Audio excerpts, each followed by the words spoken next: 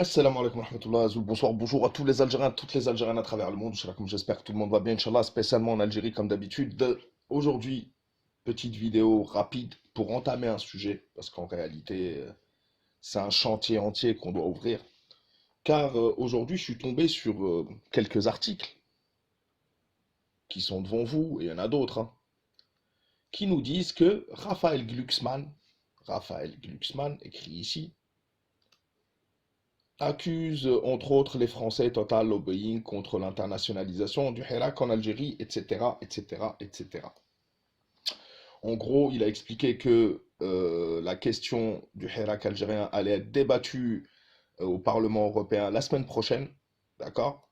Ce qui explique pourquoi il va y avoir une manifestation le 1er décembre à Bruxelles de Bouchachi et ses compagnons, les traîtres de l'Algérie. Et Raphaël Glucksmann donc se mêle de l'Algérie, c'est un eurodéputé, un député européen, et qui nous explique qu'il y aurait du lobbying, etc., etc., blablabla, blablabla. Alors, pour comprendre pourquoi Raphaël Glucksmann, qui n'est pas suédois, vous l'aurez compris, se mêle de nos affaires, il faut aller voir dans la biographie ou qui est Raphaël Glucksmann exactement. Une fois qu'on aura compris ça, je pense qu'il n'y aura plus aucun doute. Raphaël Glucksmann, celui qui se mêle de nos affaires intérieures, c'est lui à droite. Né le 15 octobre 1979 à Boulogne-Billancourt, est un essayiste, homme politique français. Fils d'André Glucksmann, très intéressant à connaître aussi, un atlantiste. Alors, bougez pas, voilà. Il participe dans les années 2000 au cercle de l'oratoire et adopte des positions atlantistes, c'est-à-dire pro-OTAN. L'OTAN qui est l'organisation du traité transatlantique, de l'Atlantique Nord, du traité de l'Atlantique Nord, voilà. Donc, il a soutenu la guerre en Irak, dont on sait qu'elle a été fondée sur un mensonge, avec les fausses accusations d'armes chimiques pour la destruction de l'Irak, l'opposition à la Russie, etc. De 2005 à 2012, il est conseiller de Mikhail Saakashvili, celui qui a mangé sa cravate à cause de quand Poutine a débarqué chez lui, et le président de la Géorgie.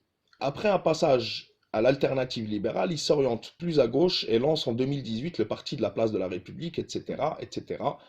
On rentrera dans le détail un peu plus au fur et à mesure, mais parce que ça va nous prendre des jours et des jours. Raphaël Glucksmann, né en 79 à Boulogne-Billancourt, Haute-Seine, il est le fils du philosophe André Glucksmann, un sioniste confirmé, un militant qui a soutenu toutes les attaques d'Israël sur Gaza, etc.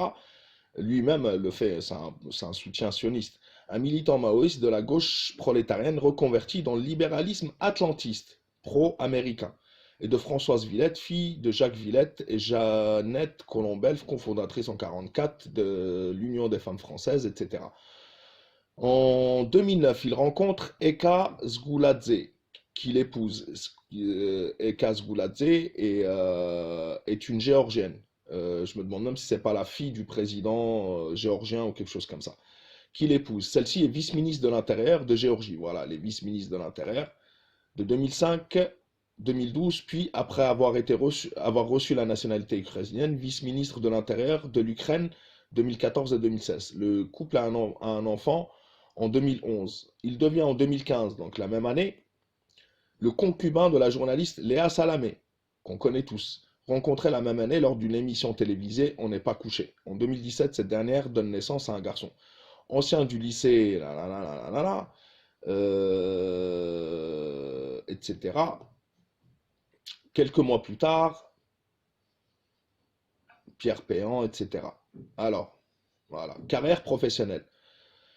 Membre du groupe de réflexion néoconservateur, le Cercle de l'Oratoire. Il contribue en 2006 à la fondation de l'organe Presse Meilleure, le meilleur des mondes, qui défend le bien fondé de la guerre en Irak, la plus injuste des guerres, on le sait tous, et dénonce l'anti-américanisme.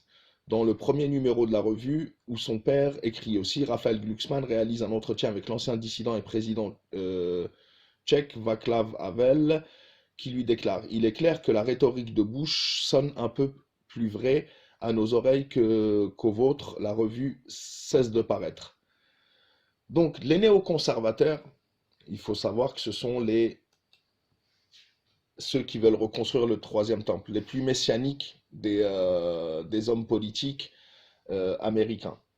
Ils sont là pour détruire le monde et pour asseoir l'autorité des États-Unis. Il faut rentrer plus en détail, on rentrera un peu plus en détail, mais il faut comprendre que les néoconservateurs, dont Raphaël Glucksmann est le porte-drapeau, voilà, tous les présidents, George Bush est un néoconservateur, infiltré par les néoconservateurs. Donc, les premiers écrits du courant néoconservateur sont parus dans le mensuel juif new-yorkais Commentary, publié par l'American Jewish Committee. L'American Jewish Committee, on le sait tous. Donc, je dis bravo à nos traîtres qui sont en train de mener le peuple algérien dans les bras du sionisme international et des néoconservateurs, des ennemis de l'Algérie et l'American Jewish Committee, aussi connu sous l'initiale AJC, a été fondé en 1906 avec le but de regrouper toutes les composantes juives américaines pour défendre le droit des juifs du monde entier. C'est l'une des plus vieilles organisations de défense juive américaine. Le service autrichien de la mémoire soutient l'American Jewish Committee en y envoyant des participants. On sait très bien que c'est l'un des lobbies les plus actifs aux États-Unis. Al-Mohim, ceux qui continuent à suivre les Bouchachi, et les Etot, et les Nekaz, etc., et ceux qui continuent, malgré les réalisations et l'armée algérienne, l'ANP, qui a toujours été du côté du peuple, ceux qui se trahissent, l'histoire ne l'oubliera pas. Raphaël Glucksmann est là pour vous défendre, soyez-en heureux. C'est un néoconservateur, donc messianiste. Euh, voilà, j'en perds mes mots presque. En tous les cas, voilà, bravo pour vous. Ils en parleront la semaine prochaine au, au Parlement européen. Et apparemment, ils devraient prendre euh, nous pondre une décision. Je ne sais pas ce qu'ils veulent nous faire. En tous les cas, on en reparlera, on aura le temps. C'était juste pour vous prévenir que, voilà, Glucksmann s'en mêle.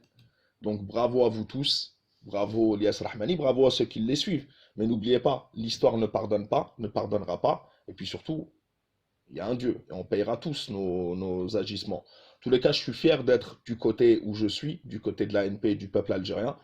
Euh, Ceux qui continuent à suivre les ennemis de l'Algérie, les traîtres de l'étranger, allez-y, faites-le. Bon vent à vous, amusez-vous bien. Mais ce sera sans nous. Faites de nous ce que vous voulez avec vos amis néoconservateurs américains. Franchement, à cette heure-ci, à partir du moment où la réalité, la vérité est dévoilée, on n'a rien à craindre. Hein. Voilà, le monde retiendra l'histoire que les néoconservateurs étaient du côté du Hirak d'aujourd'hui, pas celui du 22 février qu'ils ont totalement ignoré, mais celui d'aujourd'hui. Al-Mohim, mes frères et sœurs, on en reparlera, Inch'Allah, peut-être dans un live ce soir. Faites attention à vous, la patrie ou la mort, nous vaincrons. Vive l'Algérie, Tahia el Jazair, et à bas les traîtres. Et faites attention à vous, je vous embrasse tous et toutes, et à la prochaine, Inch'Allah.